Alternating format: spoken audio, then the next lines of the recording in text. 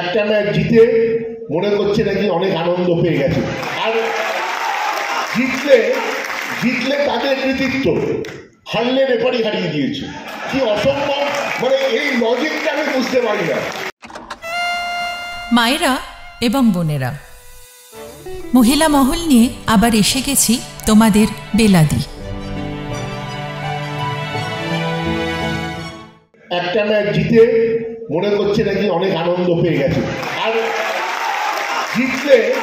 জিতলে তাদের কৃতিত্ব, হারলে রেফারি হারিয়ে দিয়েছে।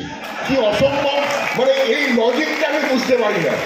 ভাই জিতলে প্লেয়াররা জিতলো, কর্মকর্তারা টিম বানিয়েছে, সবাই মালা ফালা পড়ে, আর যেই হারলো 9:40 কুন্ডুকে নিয়ে এসছে, ট্রেনে করে উড়িয়ে নিয়ে এসছে, কি সুন্দর রেফারি ম্যানেজ করেছে।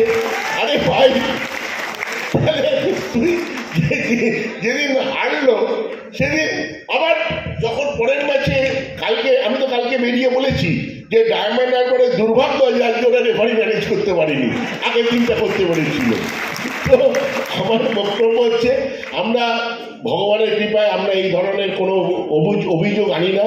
ইসমাইলের কাছে খারাপ হেরেছিলাম সেদিন, আর কিন্তু এই বছরে আসবে না দিন দেখতে, আমরাই এবার থেকে জিতবো।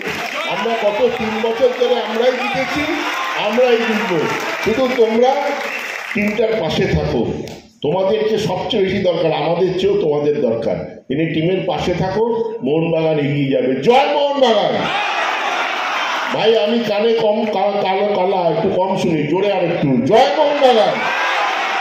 ধন্যবাদ, নমস্কার। Extra time.